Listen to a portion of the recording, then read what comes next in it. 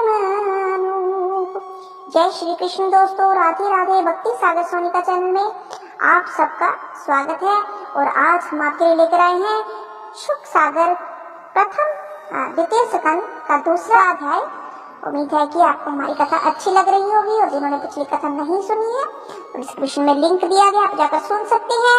और आज की कथा में भगवान के सूक्ष्म रूप का ध्यान वर्णन और पुरुष संस्थान वर्णन सुनाएंगे। तो जरा देरी ना करते हुए चलते हैं कथा की ओर।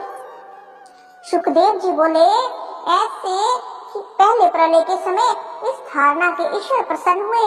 ब्रह्मा जी ने उनसे सृष्टि की रचना की स्मृति को प्राप्त होकर महाप्रलय से पहले जैसा यह विश्व था उस प्रकार फिर रचा।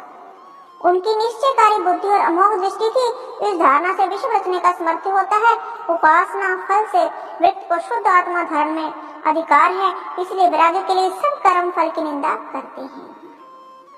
शब्द ब्रह्म वेद का मार्ग है जिसमें कुछ प्रयोजन नहीं। ऐसे स्वर्गाधिक नाम से साधक की वृद्धि धारण होती है। वह उन लोकों में घूमता भी है, परंतु अपने अभिप्राय को नहीं पहुंचता, क्योंकि माया में वासना में यह सो रहा है। इसी कारण अखंडित सुख इसको नहीं मिलता है। इसीलिए पंडित लोग नाम मात्र भोग के योग्य पदार्थों में जितनों में देह का निर्वाह हो उतने ही में सत्य होकर यह निश्चय करने वाली बुद्धि करें। बिना परिश्रम जब प्रयोजन सिद्ध हो जाए तो उनमें परिश्रम समझकर यत्न न करें। बिना परिश्रम यह पदार्थ है, फिर उनके लिए ज्ञानी पुरुष परिश्रम नहीं करेंगे। शयन के लिए जब पृथ्वी है तो शैया का परिश्रम करना वृथा है। क्या जब पृथ्वी पर सो सकते हैं तो फिर खाट की क्या जरूरत है। स्वसिद्धि तकिए के लिए भुजा है, फिर तकिया बनाने की क्या जरूरत है। तो जोगी जो लोग होते हैं ना, वो ऐसे ही होते हैं। ज्ञानी ऋषि मुनि तपस्वी जल पीने के लिए जब अंजलि है तो बर्तन की क्या जरूरत, और भोजन को अन्न बहुत है, फिर पात्र रखने की वृथा क्यों।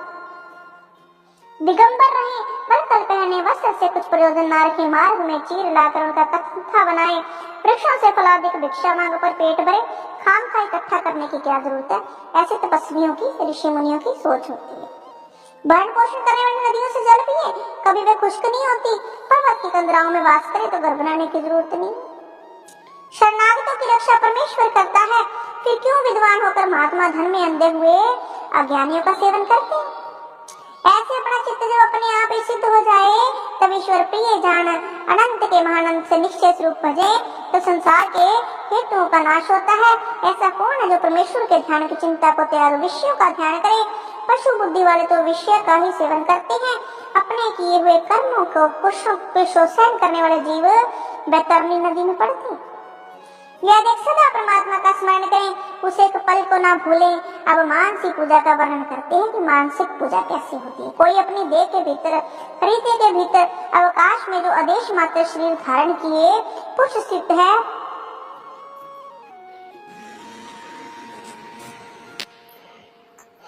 समझ कर यत्न करें और उनके पल को ना भूलें। अब मानसिक पूजा के बारे में आपको बताते हैं। कोई अपने देह के भीतर, हृदय भीतर विकास में जो आदेश मात्र शरीर धारण किए पुरुष स्थित हैं, उस चार भुजा, कमल, चक्र, शंख, चक्र, गदा, प्रसन्न मुख ईश्वर को धारण करके स्मरण करते हैं।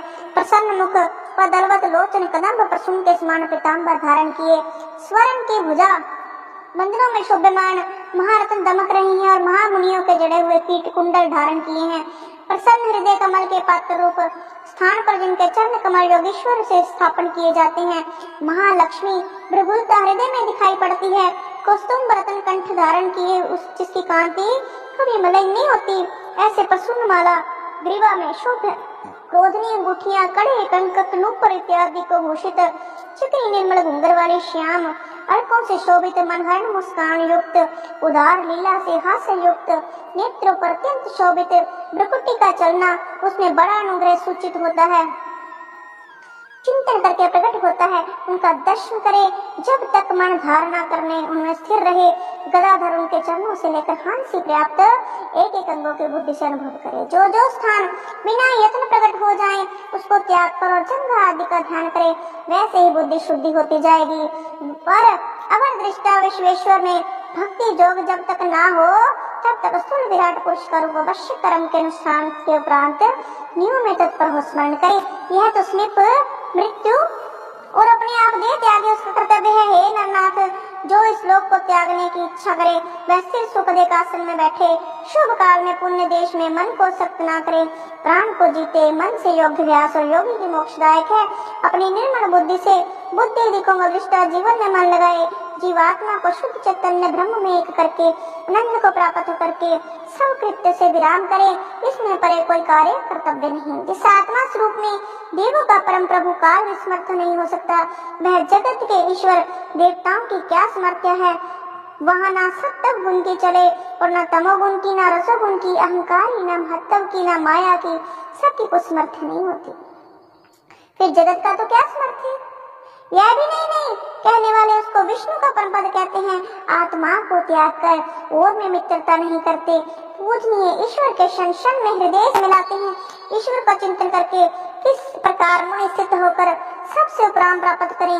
ब्रह्म ज्ञान के दृष्टि के बल विश्वास नम त्याग कर अपनी एड़ी से गुदा को बंद करें, तब वृषम जीत नाभि आदि 6 स्थानों में पवन को प्राप्त करें। पवन जो नाभि के मणिपूर्व चक्र में स्थित है, उसको हृदय में चक्र में रोककर उदान गति से कंठ विशुद्ध चक्र में उस पवन को प्राप्त करे, वह मुनि है। पीछे बुद्धि से अनुसंधान चित्त को जीतने वाला अपने तालु के मूल से धीर से वायु को प्राप्त करे। दोनों कान, दोनों नेत्र, दोनों नाक, एक मुख, इन सातों को रोककर किसी वस्तु की चाहना ना करे। भ्रुकुटी के भीतर आज्ञा चक्र है, उसमें प्राप्त करे, एक घड़ी स्थित होकर शुद्ध दृष्टि कर परब्रह्म को प्राप्त हो, ब्रह्म धर भेद कर दे इंद्रियां सबका त्याग करे। यह प्रवुक्त स्थो मुक्ति कही। अब कर्म मुक्ति कहते हैं हे निरपेंद्र, जो ब्रह्मा के स्थान में होकर या गगनचारी सिद्धि को विहार स्थान है, मालिक सिद्धि मिलती है। उस ब्रह्मांड में मन इंद्रियों के साथ ही चला जाता है, क्योंकि मृत्यु के समय जो वासना प्राणी के हृदय में रहती है, सब लोग को भोग भोगता है। जाओ तो मन इंद्रियां सहित जीव जाता है। पवन रूप जिनकी देव उपासना भगवत ध्रुव अष्टांग गयो समाधि, इनके करने वाले योगीश्वरों त्रिलोकी के बाहर भीतर सब स्थानों में जाने की गति होती है।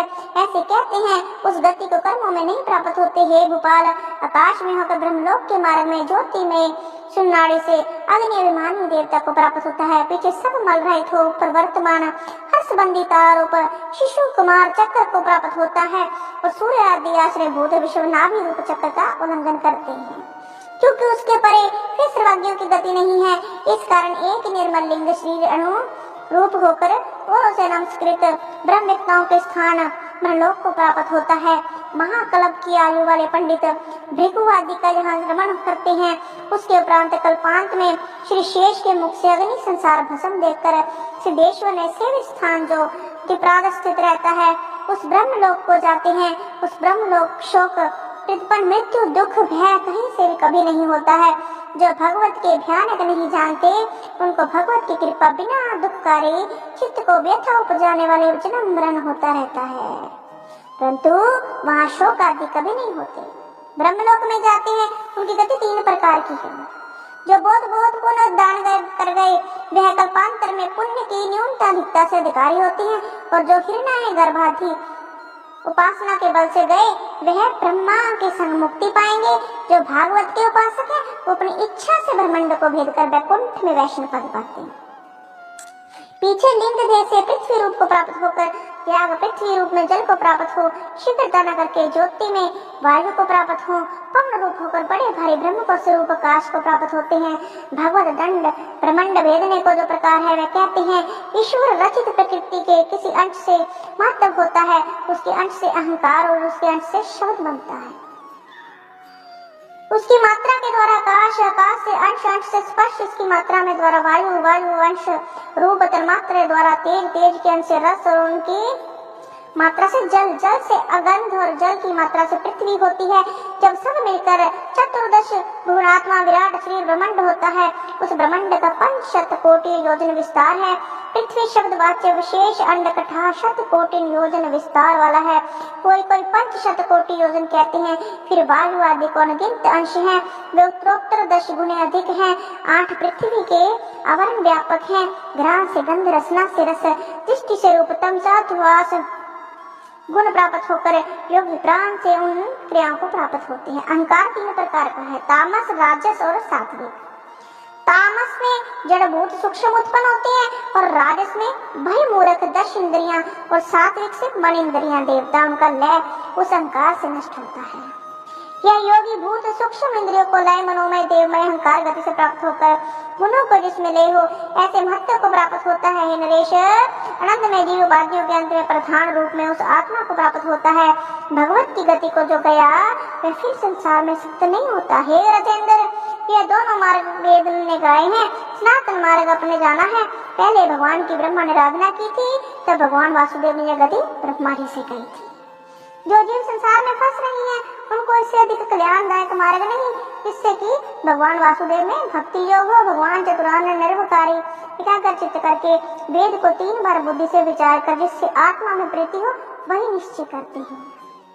सब जीवों में अपनी आत्मा द्वारा श्री हरि भगवान दिखते हैं और बुद्धि आदि जो ईश्वर को देखने का उपाय है ना और अनुमान करने के लक्षण है दिखते हैं। हे नृपेंद्र, इस कारण सर्वात्मा हरि सर्वत्र सब काल में श्रवण करने योग्य है। मधुसूदन सब जीवों का स्मरण करने योग्य है। जो कोई भगवान व्यापक है अथवा ब्राह्मणों की अमृत कथा को श्रवणों से भली प्रकार भर भर कर पीते हैं, वे विषयों से अति दूषित अंतकरण को पवित्र कर श्री हरि के चरण कमलों के सिर जाते हैं। अच्छी भाषा भागवत महापुराण उपना शुक सागरे शारदाम वैश्य कृते हिते स्कंदे सूक्ष्म पदानवरण नाम दित्य अध्याय समाप्तम। तो इस तरह से हमारा दूसरा अध्याय समाप्त हुआ। आपको थोड़ा समझ में कम आया होगा, इससे दोबारा से सुन लेना, क्योंकि ये जो भागवत है, ये जो महान ग्रंथ है ना, कई बार इसकी बातें ऐसी गोलमोल होती है जल्दी से समझ में नहीं आती। तो क्षमा चाहेंगे, जितनी आसानी से हम समझा सकते थे हमने समझाने की कोशिश की। हमने बताया कि रजोगुण तमोगुण के बारे में, हमने बताया हमारे शरीर में कितने छेद जिसमें से वायु के बारे में बताया गया। उम्मीद है कि आपको ये वर्णन, ये मानसिक पूजा, ये चक्कर कुछ ना कुछ तो समझ में जरूर आया होगा। यदि थोड़ी सी भी समझ में आई हो तो कमेंट बॉक्स में जय श्री कृष्ण जरूर लिखिएगा। कथा ज्यादा लंबी हो चुकी, इसीलिए तीसरा अध्याय नेक्स्ट वीडियो में। जय श्री कृष्ण, जय श्री राधे।